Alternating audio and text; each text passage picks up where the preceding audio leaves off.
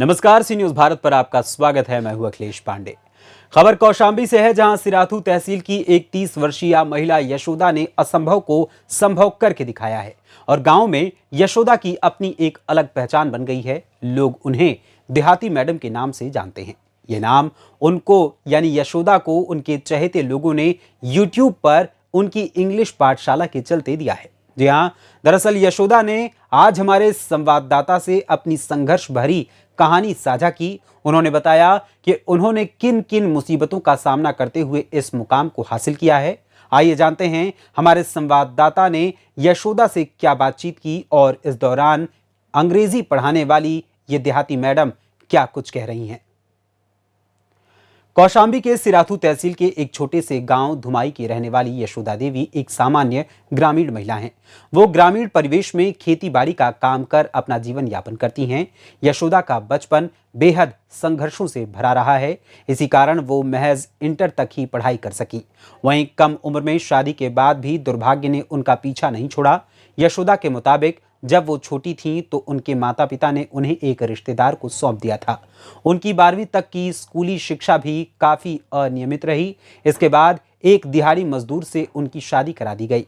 उनके पति बाद में एक हादसे का शिकार हो गए। इससे उनकी काम करने की क्षमता पर असर पड़ा।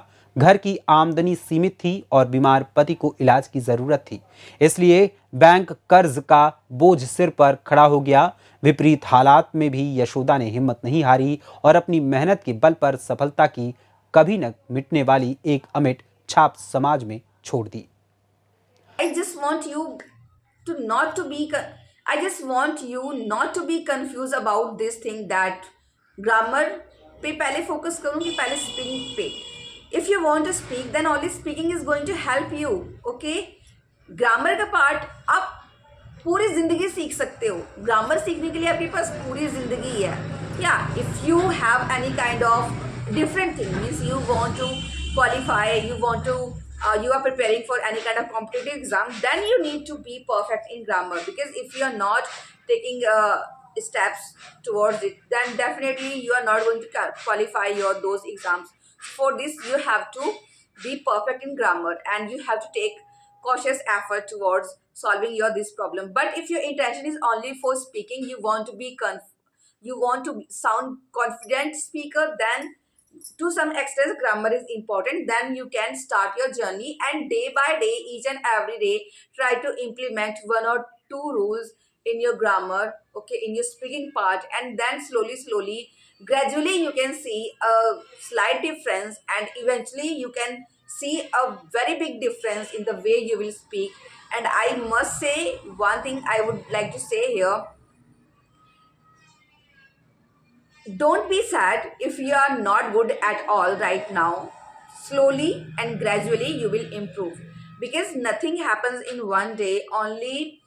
And if you also think about that, if I'm not improving, if I'm not getting anything by practicing or by anything, so then I give up.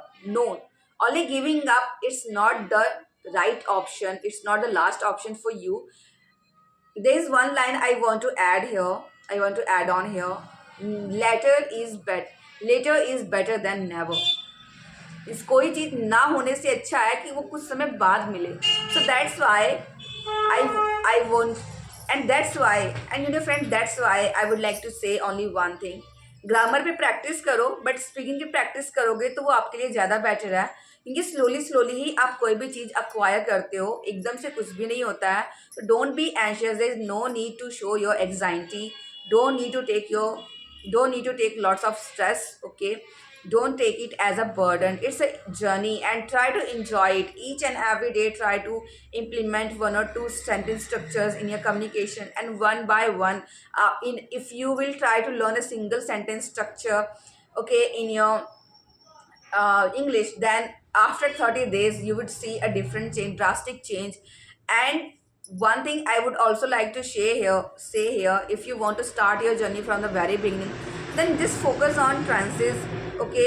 Tenses, you can learn some tenses rules, okay. Then after that, preposition and modals, these three are important. Then you can easily start your journey. And I I'm really happy to discuss about on this topic because I also had so many misconceptions in my mind.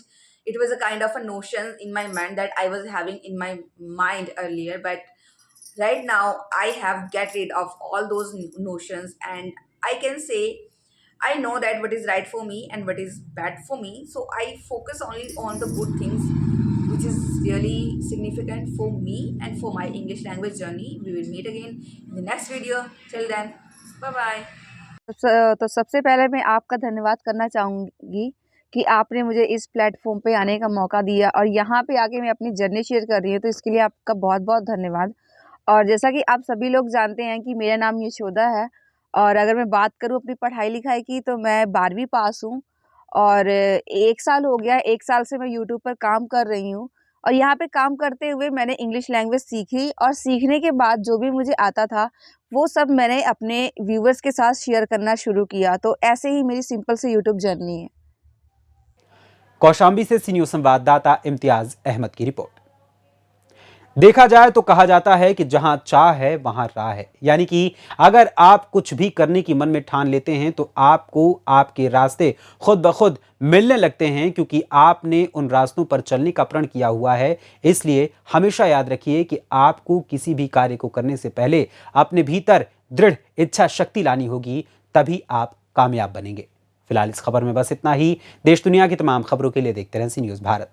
हर खबर आपके साथ, आपके हाथ।